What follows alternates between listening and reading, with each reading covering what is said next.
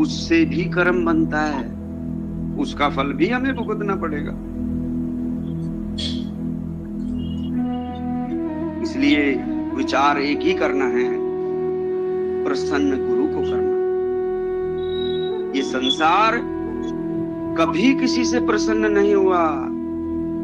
इसकी आवश्यकताएं, इसकी इच्छाएं नित्य प्रति बढ़ती चली जाती हैं मेरे बंधुओं, और माया के इस क्रूर चक्र में हम सब उलझ कर रह जाते हैं।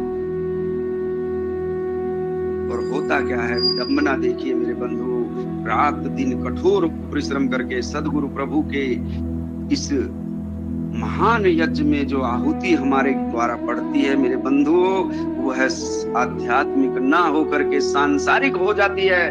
क्यों? क्योंकि हम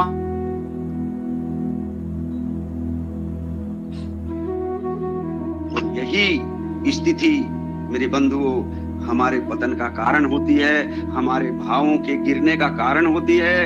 क्योंकि हमारा जो भाव है ना, वह उस स्तर का नहीं। हम मीरा या शबरी जैसा मन लेकर के इस धरती पर नहीं आए हैं। हम एक सामान्य मानव हैं।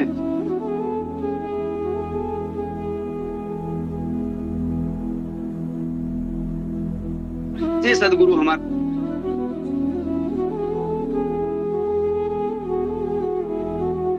इसलिए मेरे बंधुओं विचार करें, आखिर कौन सी युक्ति है जो हमें इस झंझट से दूर ले जाएगी, जो हमें इस महान संकट से पार ले जाएगी। एक ही युक्ति है, और वह है अनन्य शरणागत होकर के सदगुरु की भक्ति करनी। सदगुरुदेव ने स्वरवेद में लिखा है, सदगुरु भक्ति प्रधान विवेका, भक्ति बिना नहीं साधन एका। भक्ति ज्ञान से श्रेष्ठ पिछानो, केवल ज्ञान पतन भय दीना। ज्ञान का अहंकार होता है मेरे बंधुओं।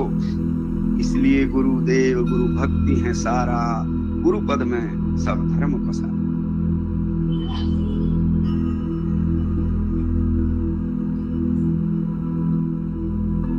है सदगुरु की भक्ति। और इस महान तत्व को प्राप्त करने के लिए मेरे बंधुओं केवल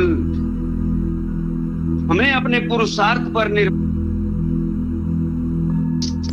श्री चरणों में प्रार्थना करनी है।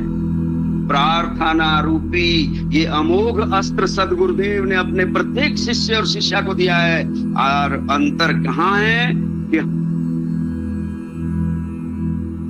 इस शस्त्र का प्रयोग मेरे बंधुओं हम नित्य प्रति करें। ये वह अमोघ शक्ति है जो प्रार्थना नित्य प्रति हमारे किसी चरणों में रहे, किसी भी भाव से रहे, निरंतर रहे। बार बार उसकी ऐसे करें, गाकर करें, मंत्रों से करें, हृदय से करें,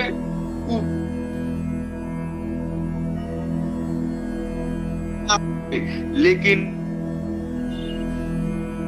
प्रार्थना को करें। प्रार्थना के द्वारा हमें सदगुरु की विशेष कृपा की प्राप्ति। बंधुओं,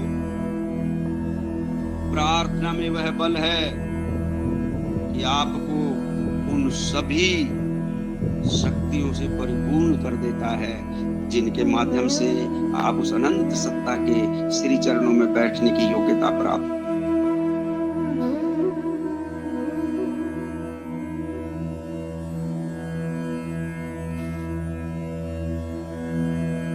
नित्य प्रति करें। नजर भर देख ले मुझको, शरण में आ पड़ा को एक तार में पिरो दिया है। समस्त अपने शिष्य शिष्याओं को एक तार से जोड़ दिया है।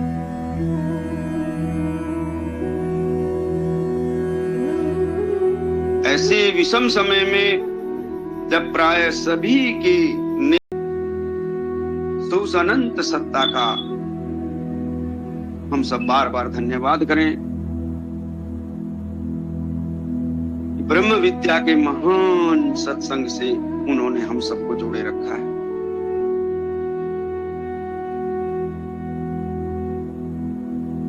सदगुरु प्रभु के गुण गाथाओं को सुनने के लिए यहाँ पर एकत्रित हैं।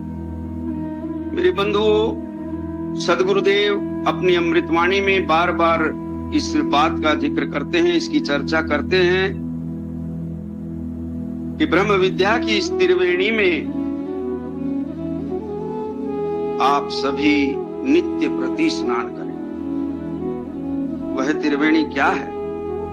सेवा, सत्संग और साधना की।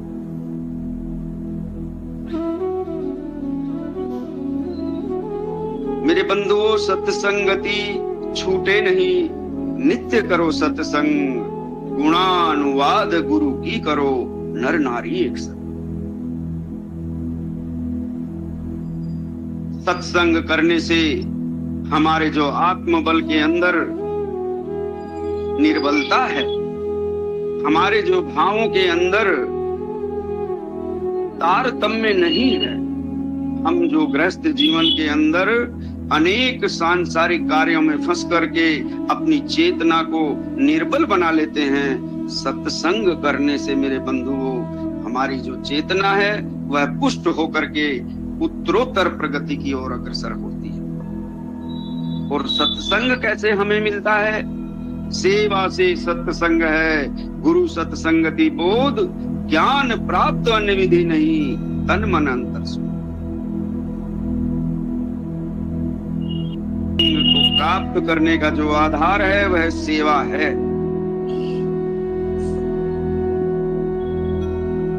सेवा सदगुरुदेव की, सत्संगति गुरुदेव, जन्म सफल करी ले अंतर सुमिरन।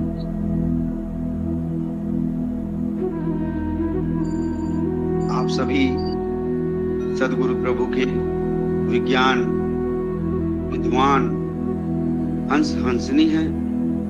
मैं आपके सबके समक्ष ज्ञान से संबंधित कोई चर्चा नहीं करूंगा, क्योंकि मैं ज्ञान के विषय में जानता नहीं हूं। चंद बातें मैं आप अपने गुरु भाई बहनों से करना चाहता हूं, इसी के विषय में मैं आपसे चर्चा करूंगा। मेरे बंधुओं, विज्ञान का युग है। हमारी जो बुद्धिजीवी जमात है प्रायः विज्ञान के आधार से इस संसार का निरूपण करती है, समस्त तथ्यों को तोलती है। और हम विज्ञान के उस प्रारूप में प्रवेश लेने जा रहे हैं जिसका जवाब इस विज्ञान के पास नहीं है। आधुनिक विज्ञान जहां समाप्त हो जाता है, वहां उसके परे आध्यात्मिक विज्ञान प्रारंभ होता है, विहंगम योग प्रारंभ होता है। मेरे बंधुओं, विज्ञान के इस युग में हम सब विज्ञान द्वारा जितनी भी आविष्कार किए हैं उनको मान्यता देते हैं तथ्यों के आधार पर। तथ्य हमारे सामने उसे प्रायोगिक अवस्था में प्रकट करता है और नई नई आविष्कार हमारे समक्ष है। आज हम ऑनलाइन माध्यम से, यंत्र के माध्यम से ऑनलाइन जुड़े हुए हैं, हमको आश्चर्य नहीं होता है।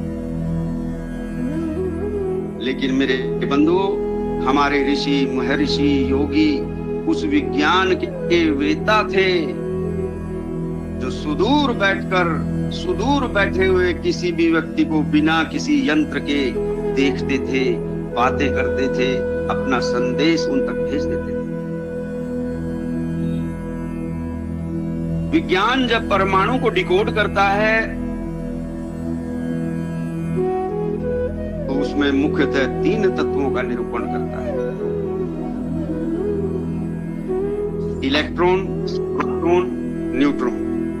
प्रोटॉन और न्यूट्रॉन परमाणु के केंद्र में स्थित होते हैं और इलेक्ट्रॉन उनकी परिक्रमा करता है।